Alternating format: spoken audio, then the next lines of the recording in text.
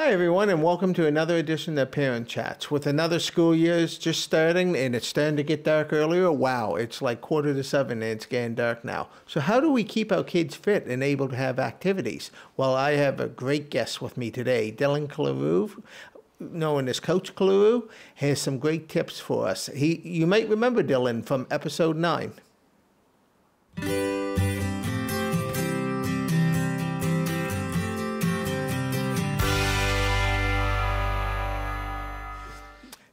Welcome, Dylan. It's great to have you with us. Thank you for having me back. My pleasure.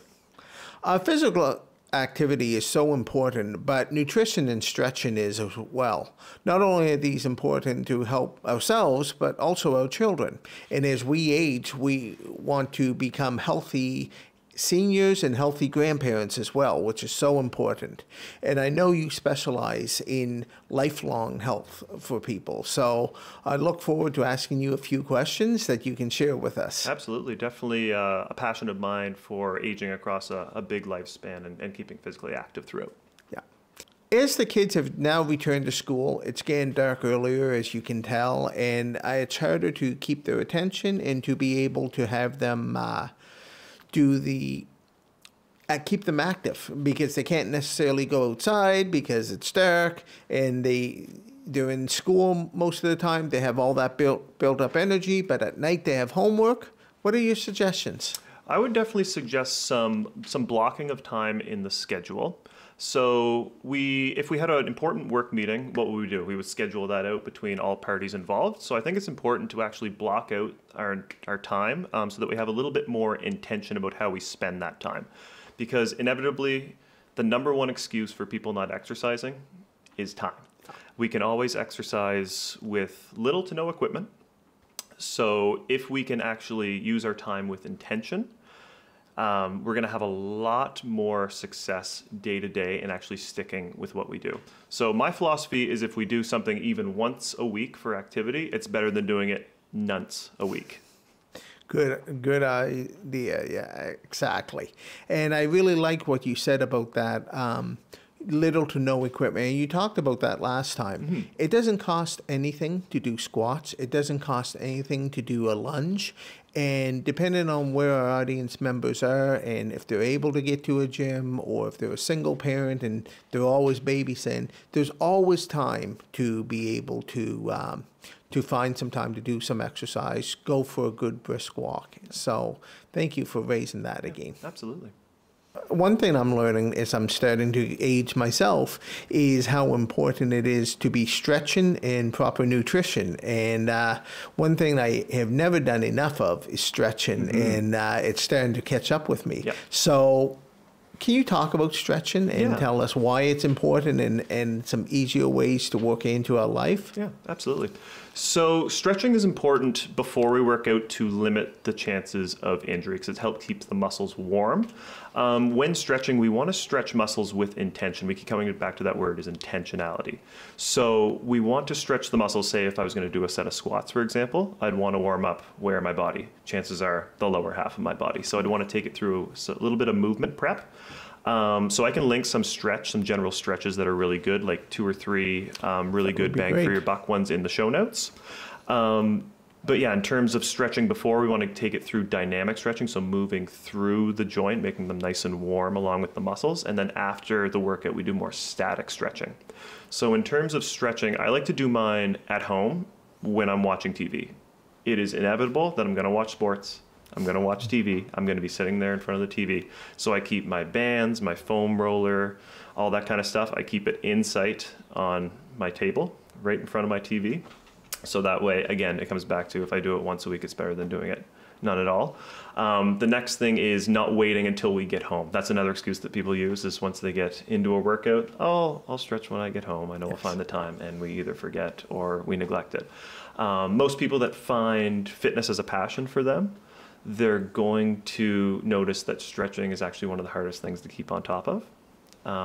That and the nutrition piece that we kept coming back to. So in terms of the nutrition, my personal philosophy is that I use an 80-20 rule. So we don't want to overcomplicate anything when it comes to nutrition. So 80% food that I'm proud of putting in my body, and I can tell if I keep a food journal, I report 80% of it to my friends and family, and 20% is just for me, because you have to live a little, right? Exactly. I have an 80-20 rule now, but I'm not. It's kind of the opposite 80-20, so I got to move into the right direction with that. As long as we're improving, I mean, that's all that counts, right? Yeah. When I get to 50-50, then I'm making progress, and then I'll get up. But 80-20, that sounds like a really good rule. Yeah. And stretching, folks, no one hates stretching more than me, but I've learned the importance of it over the last year, and I'm starting to do it, and I really encourage you to watch those videos. It's like a free gift we're giving you with this show that it's really going to help. It's really going to make a difference for you, and that's coming from me, Mr. No Stretch. So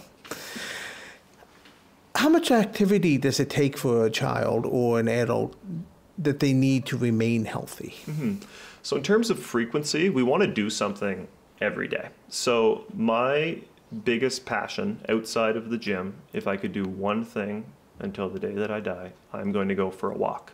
So I'm blessed to work at the Canada Game Centre, where we have a beautiful indoor 200-meter track. I also live next to a lot of walking trails. So I'm also fortunate that I live quite close to work, that I can walk to and from work, but I always make it a point that I'm going for at least 10,000 steps every day. And then the nature of work that I'm in, I tend to get somewhere between like 15 and 20,000 daily. But general rule of thumb, if we can do anywhere 8,000 plus, we're doing okay. So the latest data has showed that roughly 10 minutes of brisk walking equates to about 1,000 steps. So if you think about that, that's about an hour and 20 minutes of walking per day, which really isn't that much over the span of a day. It's just something we have to be cognizant of if we are working an office job or we live somewhat sedentary lifestyle. So it's something that we want to, again, schedule that time in, little reminder on the phone. We don't need to sit for longer than 45, 50 minutes at a time. Hop up, do 200, 250 steps. I know the wearables right now and the watches are really handy for that, and they will give those reminders. But as long as we can set ourselves up for success there and not getting down on ourselves if we happen to miss a day, maybe just looking over our average step count for the week, in case, because one day we might get up to 15,000, one day we might be not feeling so hot, and we might only get 1,000 or 2,000, and just not getting down on ourselves in that regard. So I think that's the best way we can kind of sneak that extra little bit in. But in terms of how much we need to get on a daily basis, if you're doing anywhere from 15 to 30 minutes of HIIT, so high intensity interval training, where it's near impossible to hold a conversation while we're doing our exercise, so almost fully exerting ourselves. And then 3, 4, 5 days a week living in zone 2 cardio. So that would be anywhere from about 60% to 70% of max heart rate.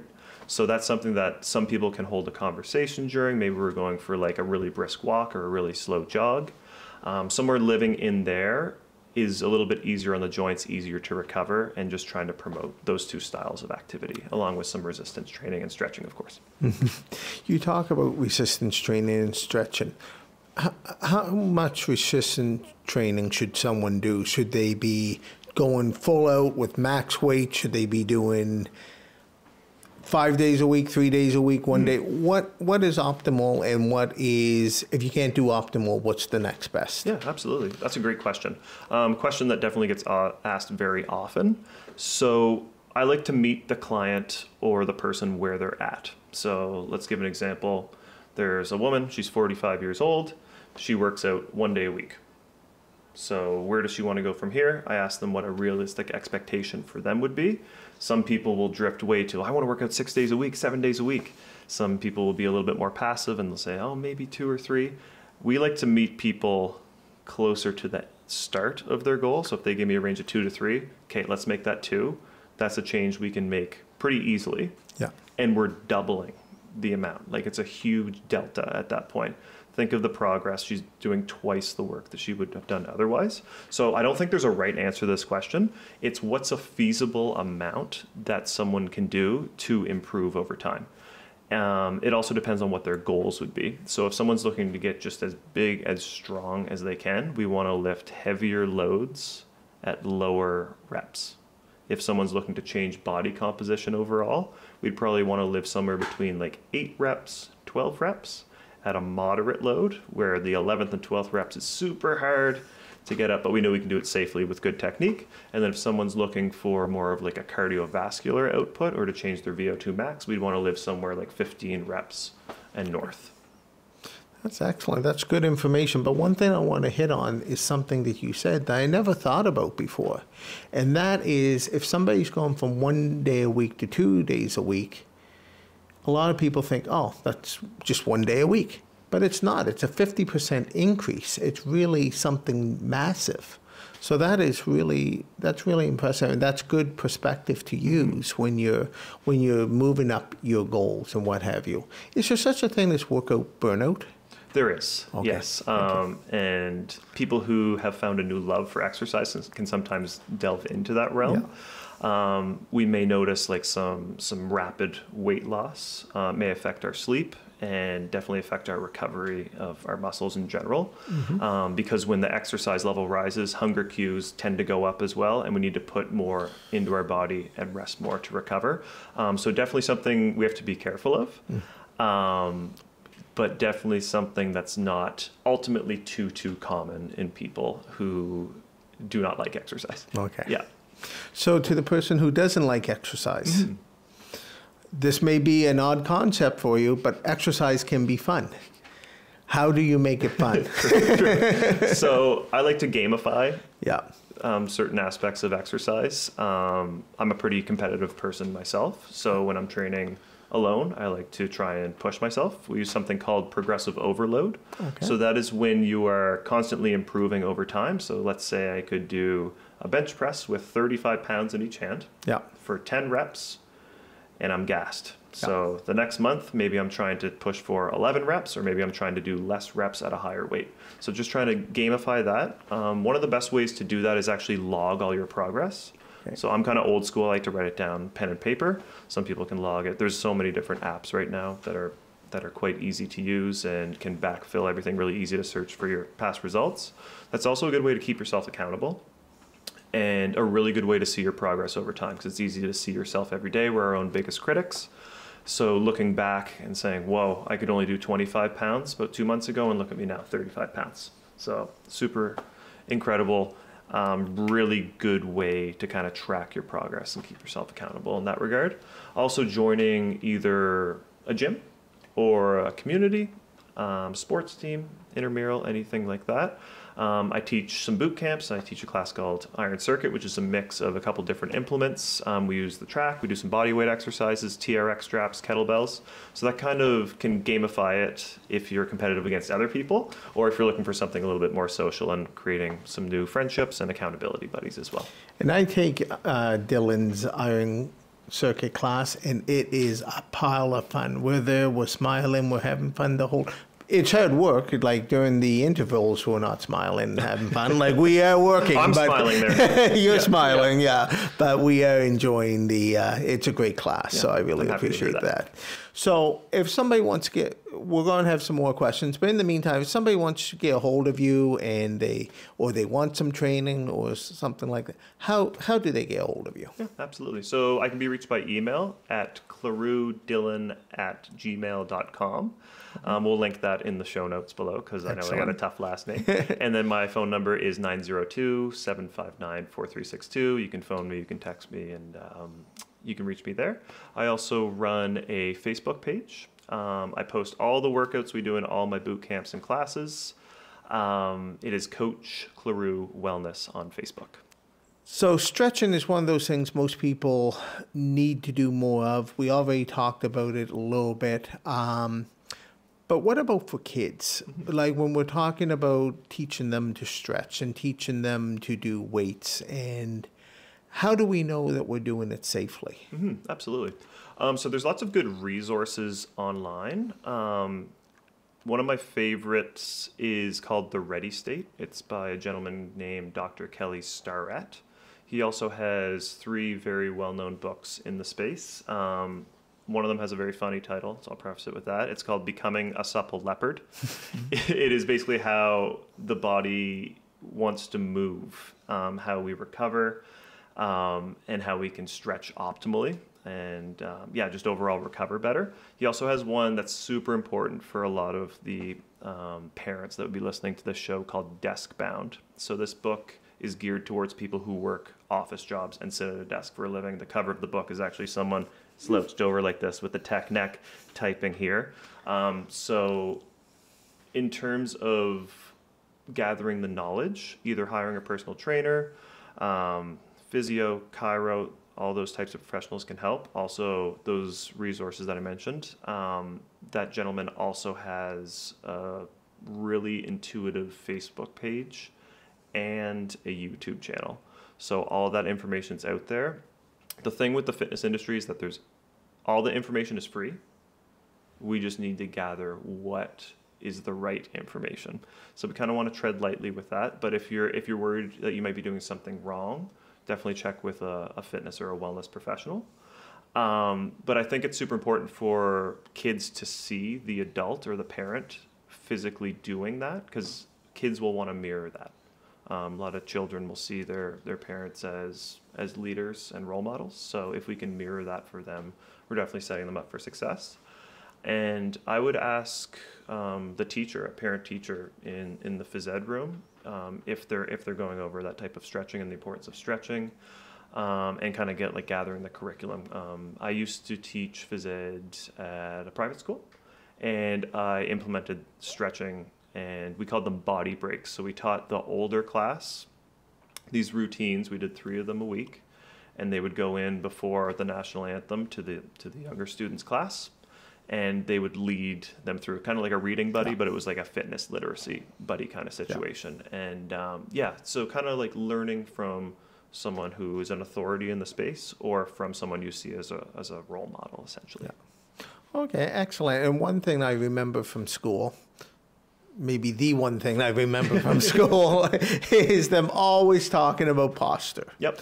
Posture, posture, posture. Stand up straight, walk straight. Yeah, quick posture check. And I thought that was done years ago. And then I went to one of the classes, and they started talking about posture again, and even how to walk. And I thought I was pretty good at walking, but needed to like push back, or even when I'm sitting, sit back. Do you want to talk about that a little bit? I can feel myself doing it right now. Once you said posture, everyone kind of perks up a little bit, right? I can hear my parents. My dad always said, "Oh, look, you grew 2 inches." When I was younger growing up. So definitely needed the height for hockey and whatnot. But yeah, super important. Again, that little reminder maybe on the phone. Maybe we have one reminder an hour to get up and walk. Maybe one's to check the posture really quick.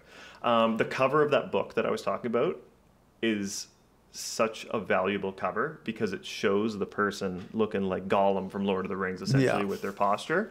So maybe just having something present, or a sticky note on your computer can be a good reminder, just saying, sit up. Sit up straight. Yeah, just anything to remove the friction of us conforming to that poor posture. Because in 2024, what do? We text, shoulders round forward. We type, shoulders round forward. We read, shoulders round forward. So trying to prioritize a little bit more pulling exercises in what we do. And I know the class I teach, the Iron Circuit, most of the work is pulling with the TRX and the kettlebells. So trying to promote that good posture, opening everything up. But again, if you have any issues with the neck or anything, if you don't feel comfortable doing those stretches that you find online, find a fitness or a wellness professional. Exactly. And I would say it's even more important today than it was 5 years ago before COVID, because I know I'm an office worker, and I never really sit at the same desk twice, 2 days in a row. Like sometimes I'm working off-site. Sometimes I'm working in the office, but at different cubicles and stuff. So you don't have the same ergonomics set up just made for you. You have different, so you do really need to take that self-care to make sure that you sit in a healthy position and keeping your posture. So thank you for sharing that. It's my pleasure. Wow, Dylan, we covered a lot of material here today, and this has been a great, fun conversation. And I think the fact that we're laughing through the conversation and enjoying it shows how much fun exercise and a healthy lifestyle can be. And you end up, there's just so many benefits to it. And like you showed us earlier, it's easier than what one thinks. It's not this hard, oh, I got to go and work really hard and just not enjoy myself and whatever. Make it part of your lifestyle. It'll be a lot better. What's your parting message for us? So just to touch on what you said there, Ken, the gym kind of has a negative connotation to it. Yeah. We think like big meatheads and people grunting all the time. There's a lot of nice new facilities that are all-encompassing recreation-wise, with people right from the age of like 8 years old all the way up to in their 90s. So it's not that grunty gym. If you want to find one of those gyms, they're pretty easy to find. But going to a place where you feel safe, where you feel comfortable, a lot of gyms will have a little bit of like an intro program, or you can do a guided tour. And you can kind of get a vibe from one of the employees taking you on a tour, or just even visiting one of those places, and you'll know in your heart if it's the right place for you. And just know you're not tied into a gym membership. You're not signing your life away. There are ways to get out of those and switch to another gym. So you're not married to that gym. It's going to be okay. All right, so the best way to reach me is at 902-759-4362, or you can reach me on Facebook at Coach Cleroux Wellness. It is a private group, so I'll have to approve you. So there will be no screening process. We'll just approve you automatically if you want to get a hold of me that way and see any of the workouts that we've been doing. Or you can reach me at clerouxdylan@gmail.com. One thing I wanted to hit on that you spoke about a moment ago, even people up to their 90s. And I've seen that as well, and I think it's so impressive, and these people they're seniors, they're active, they're at the gym, and they're full into it. And like, that's my goal. Like, when I'm 90, first of all, my first goal is to become 90. Yes. Absolutely. And then when I become 90, I still want to be at the gym. Totally. So talk about that, how it's how people can do that, because that's not the traditional typical thought when we see seniors necessarily, is automatically that they're in the gym pumping iron. I know. Yeah, it's incredible to see. Yeah. I'm dumbfounded by that every time I see it. Whenever I see someone of that age working out, bettering themselves and making the time, I always go up and tell them how much of an inspiration they are to not just me, but to the people who wouldn't go up to them or is too shy to tell them themselves. Yeah. Like, it's incredible that people can do that at that age. Yeah. But on the other side of the coin, if we lead healthy, active lifestyles, there's no reason why we can't do that. There's a beautiful book that's very popular right now called Outlive. It's by a gentleman called Dr. Peter Attia. He has a lot of guest appearances on podcasts right now. The books are at the libraries. Really dense book, but not a dense read. So it's about how to live longer across the lifespan. I would recommend that to anyone who wants to learn more about exercise throughout the lifespan and how we can live longer based on VO2 max training, Zotune training, resistance training, and diet and sleep as a whole. VO2 max training, do you mind defining that? Or? Yeah, so it's our volume of oxygen that our body can use. To simplify the term, when people think VO2 max, they think athletes hooked up to big breathing apparatus on a bike. There are other easier ways to test that around HRM, but as long as we're improving our cardiovascular health, that will then improve that VO2 max number. So it's the amount of oxygen that the body can circulate through the body during exercise and extreme bouts of that. But when I mentioned earlier the high intensity interval training, that's a way that we can improve that VO2 max number. Excellent. Yeah, but the doctor definitely goes into a more thorough definition of that.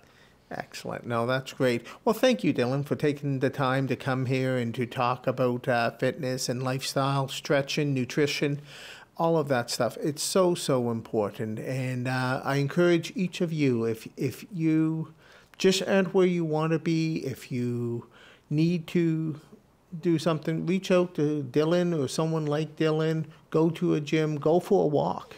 And just like Dylan has said before, you don't always have to have the expensive equipment. You can just go out and start moving. And it doesn't cost to squat. It doesn't cost to do lunges. It doesn't cost to walk. And just start your journey today, not later, today. And stretching, another thing. Start today. I never thought I'd be a stretcher. I'm more of a stretcher now. I still want to be more. Can confirm. And, I think nutrition is my next one, or it's definitely on the list. So thank you for watching. As we finish up this episode, please keep these tips and practices in mind. And as I always like to say, my hood is parenthood. Until next time.